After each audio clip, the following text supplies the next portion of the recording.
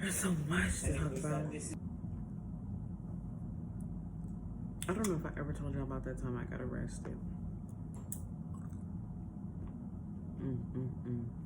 In 2018, I was going through a really bad breakup. And I was taking it really hard. I pretty much lost everything in the relationship. And went to go live with my mother for a little bit to just kind of start over, you know, try somewhere else, try somewhere new, and fucking decided to come back here where I'm at now after a few months, because it was just kind of like the heartbreak was seeming to come to like a steady motion. I moved back a few months after being in Texas with my mother. Of course, I'm looking for work because I'm staying with my sister and my best friend. And honestly, I was dating a man in prison. Life was just really fucking crazy. So I needed my own space. And I was looking for a job. I looked on, I think, Craigslist.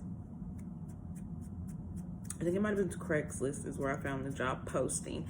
And I responded to it. It was for a small loan office. Of course, I called to find out if they're actually hiring. She says, yeah, come in and fill out an application. I'm like, great, wonderful. I'm coming in. I'm on my way. Right now, lady. I'm coming now. So I get there and she's having me fill out this little paper application. She's great.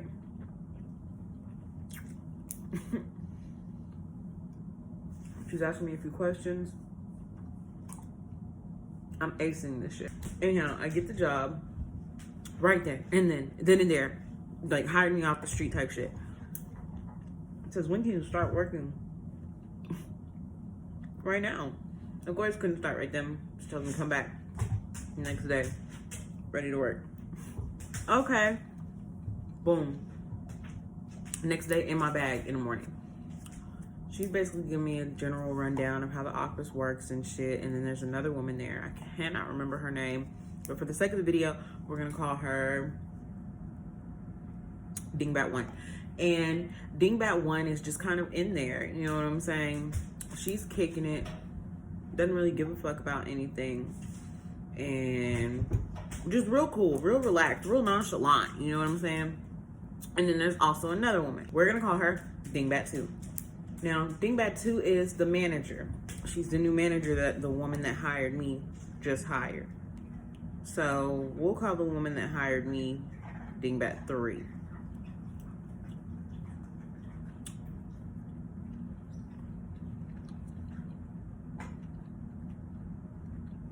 Dingbat 3 fucks around and ends up firing Dingbat 1. Like, we worked together for one day. And then the next day I came in and Dingbat 3 fired Dingbat 1 because she said basically that you're no longer needed. Like, you know what I'm saying? You're just riding the clock and that's wasting our money. Get the fuck out of here, honey. Bars. And the bitch gets mad, leaves. So Dingbat 2 was just sitting there, you know, authoritative. She's the manager now. Dingbat 3 is the general manager. She basically leaves because she's like, okay, y'all are here. Dingbat 2 will train you. You're going to do wonderful. Get as many loans. Keep them open as much as you can. You know what I'm saying? Keep refinancing loans if you can. Period. She leaves. Goes back to, I think it was Ardmore. Is where she was from. And she goes and tells Dingbat 2 to train me basically to do everything. Dingbat 2 is like, okay, bet. But Dingbat 2 is new too. So connected to this loan office is another loan office next door. It's got two people that are, well, they're like the same company, but two different loan offices. I don't know. It was some weird shit. But one of them was going to come over there and help train us. So that's how we were learning everything, basically on the fly. And shit's cool for, I want to say, a week. Everything's all right for like a week. And then Dingbat 2 starts tripping. Doing all types of weird shit. Shit like leaving. Middle of the shift, just leaving. Okay. Get your toy and go. Anyhow, Dingbat 2 is just acting really weird. Her family's coming to the building. They're all acting weird. And then one day, she stops and she says, my brother has a smoke shop that he owns, and he just got robbed and beat the fuck up, and he's in a coma. I'm like, sis, T, what do you mean? Who the fuck robbed him? Who the fuck beat him the fuck up? Do we know? Nope, sure didn't. I'm like, girl, go see your sleeping brother. And so she goes, gone all day. The next day, she's in the office. I had to babysit my niece for a little bit. I called her and told her, like, you know, I'm gonna be a little late today, if that's okay. She says, yes, it's okay. I understand. You're babysitting. So I go into work, and she's just kind of sitting there at her desk, looking crazy. By crazy, I mean sneaky. Okay, already, I don't like your energy. I'm gonna go to my desk. I'm gonna sit the fuck down, because I don't have the time. She's like, Dingbat 3 said you need to call her. Bitch, I already know what the fuck this is gonna be. I called Dingbat 3. Needless to say, she fired me. I go to start packing up my shit.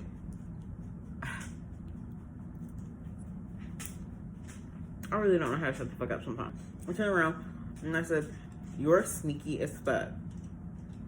Oh no, I told her she was messy. I was like, you're messy as fuck, Dingbat 2. And she's just like, how am I messy? Because, bitch, you skipped out all day yesterday. And you told me it was okay that I was late. You said you understood. The fuck? She told me well, my brother was in a coma. I was like, bitch, I don't give a fuck about your brother. The fuck? It's like, bitch, I don't give a fuck about your brother. I go to walk past her to the fridge to get my stuff. And she jumps up and she's just like, bitch, don't ever say anything about my brother like that again or I'll beat your ass. Of course, that's gonna trigger me. It triggered me. I'm like, bitch, I'll beat the fuck out of you. When I was walking to go get my stuff out the fridge and she jumped up,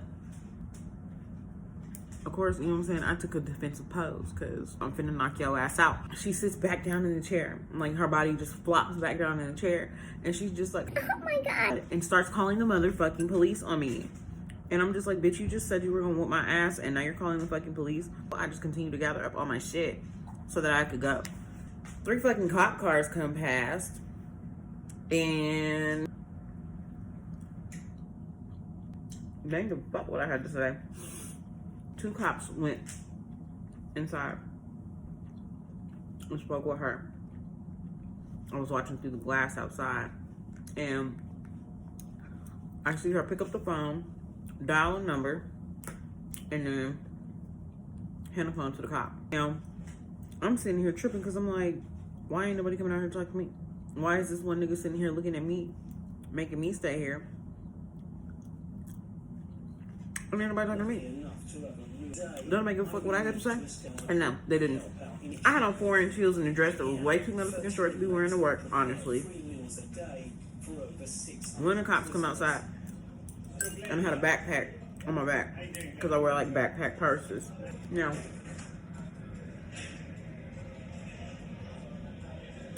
they didn't give a fuck what I had to say.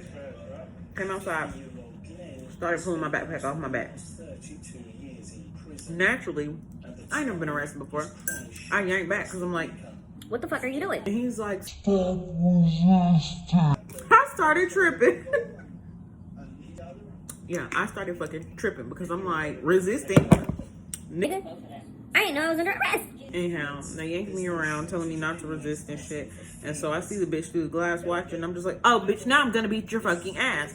And then one of the cops was like, Alicia, don't keep doing that. And I was like, whatever, nigga. Finally, they get the cuffs on me and get my ass in the car. Is it a privilege or is it a risk? Because if the guards... And took me to the motherfucking jailhouse. Now, they go to book me and shit. And the motherfuckers are searching my bag.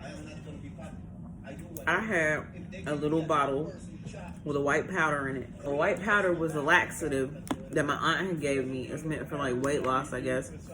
And I was gonna use it, but I hadn't. So the bottle was full of white powder. They're looking at it and they're like, beat stuff up. It's laxative. these niggas start dipping their fingers in it and trying it. Like, what the fuck? They realized it was a fucking laxative and all felt like assholes. They start booking me. One nigga told me I couldn't wear my bra because it was black. They put me in the little crazy ward. The girls in the crazy ward was a story for a whole nother time, honestly. While I was in jail, they came to serve me with a restraining order and like give me my tickets and stuff. And my tickets were signed by her as the arresting officer. And my restraining order listed me as a 6'2" white woman. 6'2" white woman. Right here, baby. Anyways, they had me speak to a detective, and his shady ass kept trying to get me to admit to shit he knew wasn't true. Kept stopping the little recording and shit, and I'm like, okay, nigga, you should probably really understand I'm far from ill-educated, and I understand what the fuck happened. I was there for it. You know what I'm saying? Like, nigga, I was here. But waking up in jail was so surreal because when they put me in the cell with the other two crazy girls, so I laid my mat on the floor, and when I went to sleep, the last thing I remember looking up and seeing was bars. And when I woke up, I seen bars, and I was like, bitch, this is real, this happened. You really went to jail. Your mama finna beat your ass. The bitch told the police, Dingbat 2 told the police that I said I was gonna come back and blow her fucking brains out. All I said was I was gonna beat the fuck out of that bitch. That was it. But because her and the woman on the phone said that she was still on the phone and she heard it all, they arrested me. So now that's on my record. They arrested me for felony threats to commit violence and amended it down to disturbing the peace. I'll tell you one thing though. I won't never go back to jail. Ain't nothing but against the party.